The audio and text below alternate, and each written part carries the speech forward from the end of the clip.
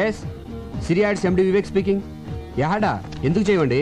కంపెనీలకు జనాలని కంపెనీలకు పరిచయం చేసి ఓనర్స్కి సిరుల పంట పండించడమే మా కంపెనీ లక్ష్యం. వచ్చే మండే కాంటాక్ట్ చేయండి. ఓకే. Good morning sir. ఈ అమ్మాయిని అర్జెంట్గా పిలిపించండి. Okay sir. Shampoo ad shooting ఎంతవరకు వచ్చింది? రేపు సాయంత్రంలాగా అయిపోతుంది సార్. Very good. సిడౌన్. రేపు మార్నింగ్ సోప్ యాడ్ చూస్తాను. నేను చెప్పిన 2 షార్ట్స్ మార్చండి. ఓకే? Okay sir.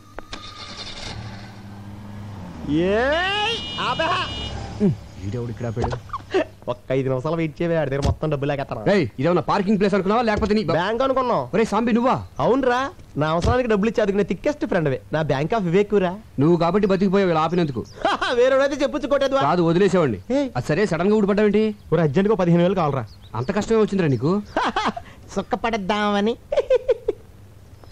హాయ్. హమ్ని రే, నువ్వు బుక్ చేసుకుంటే నన్ను చూసుకొని కొడుతుందేంట్రా? నేను ఆల్రెడీ డ్యూటీ దీపా.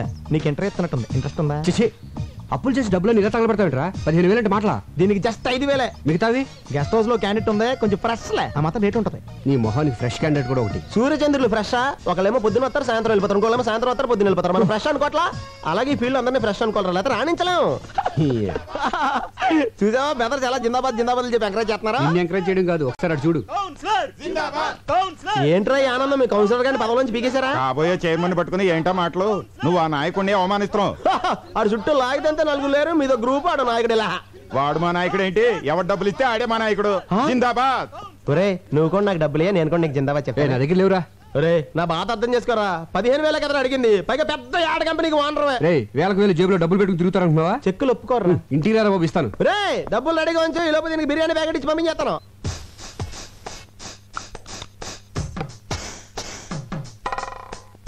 ఏంటి ఏం చేస్తున్నావు?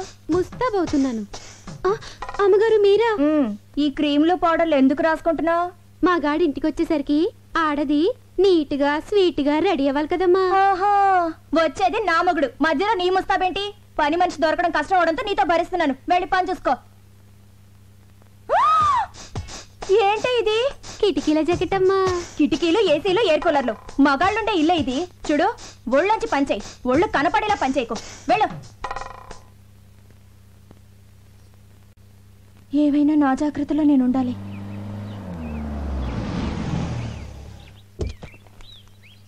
అమ్మా.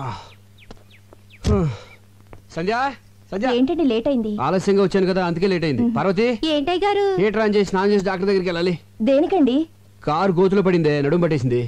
మరి నూనె రాసి తోమ్మంటారా? ఏంటే ఆడదాన్ని నువ్వు తవ్వుతావా? పోని తొక్కమంటారా?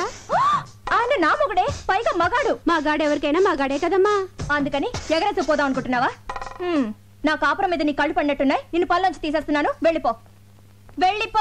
వస్తానండి అయ్యా. ఎన్నింటికి? ఎన్నింటికో నేను చెప్తాను. ముందు నువ్వు వెళ్ళు. వెళ్ళు. సంధ్య, పని మనిషి కదా, దాంతో నీకేంటి? ఏదో తెలియక అవుతుంది. మీరేంటండి దాన్ని సపోర్ట్ చేస్తున్నారు? సపోర్ట్ అంటే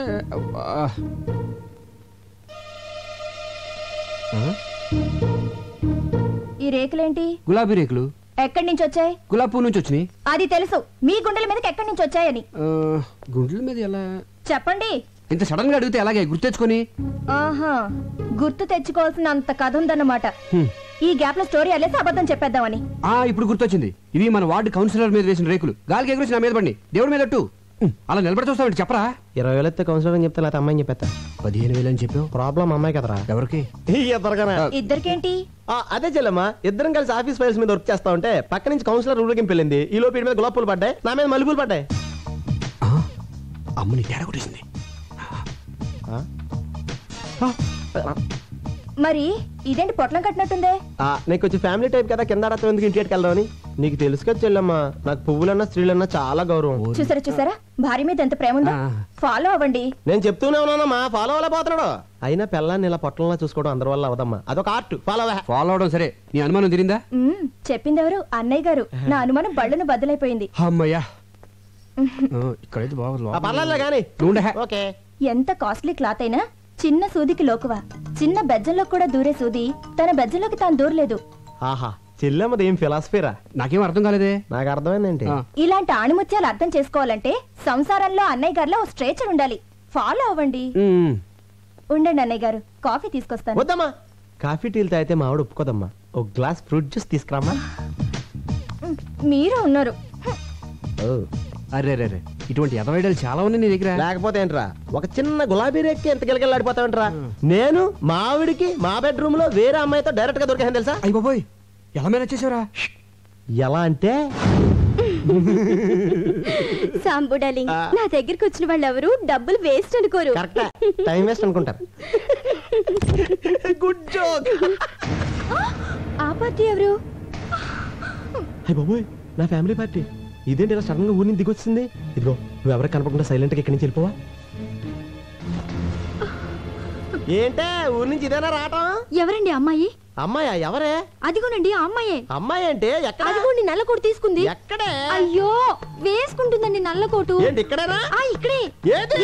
ఇక్కడండి. కనపడదే. అదిగో జుట్టు సవరించుకుంటుందండి. ఎక్కడే? అరే, హ్యాండ్ బ్యాగ్ కూడా తీసుకుందండి. ఎక్కడా చెప్పు. వెళ్ళిపోతుందండి అమ్మాయి. ఎక్కడికే? ఏంటే నాకు కనపడిన అమ్మాయి నీకు ఎలా కనపడింది? వెళ్ళిపోతుందండి.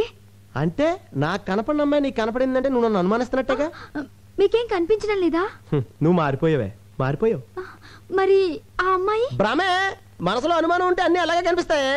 అసలు ఎప్పుడైనా నువ్వు అనుమానించాలని బిహేవ్ చేశానంటే అంతెందుకే సీత రాముని అనుమానించిందంటే, సావిత్రి జమిని గణేష్ అనుమానించిందంటే, శ్రీదేవి బోని కపూర్ అనుమానించిందంటే నువ్వు నన్ను అనుమానిస్తున్నావా? చిచ్చి చిచ్చి, పెళ్ళం అనుమానించిన మగుడు టీలో పడ్డ ఏగలంటాడే. తెప్పే మంగళసూత్రాన్ని చచ్చిపోతాను నేను. అయ్యో, అంత మాట అనకండి. వద్దు. నన్ను క్షమించండి. ఏమండి, మీకేమైనా విజిల్ వినిపించిందా? లేదు. నాకు వినిపించలేదండి. ఓహో, రమండి. అలా పెళ్ళాలను మనం గ్రిప్ లో పెట్టుకుంటే టెన్షన్ పడక్కర్లేదురా. ఇచ్చే 25,000 ఇచ్చే.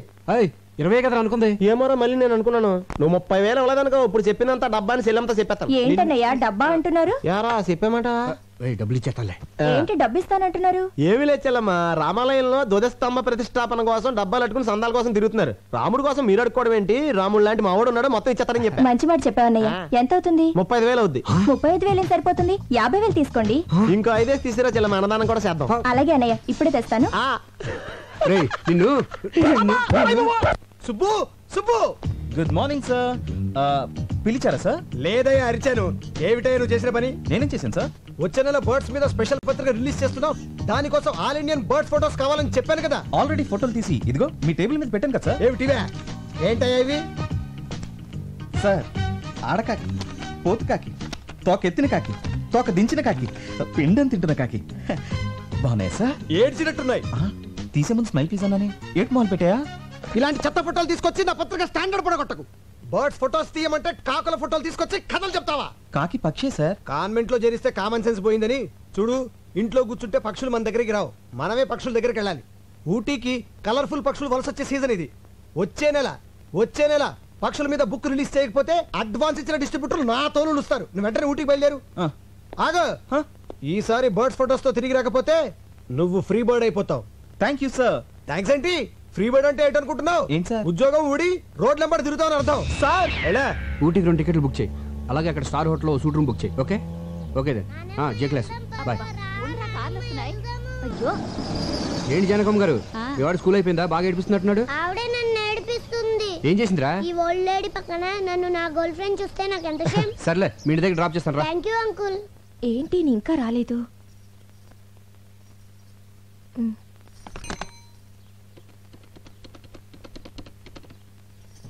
హలో, ఏంటా చిలిపని? సంధ్య, నేను ఆంధీ వేలో ఉన్నాను, వచ్చేస్తున్నాను. డోర్ తీయద్దు. ఓకే సంధ్య, బాయ్.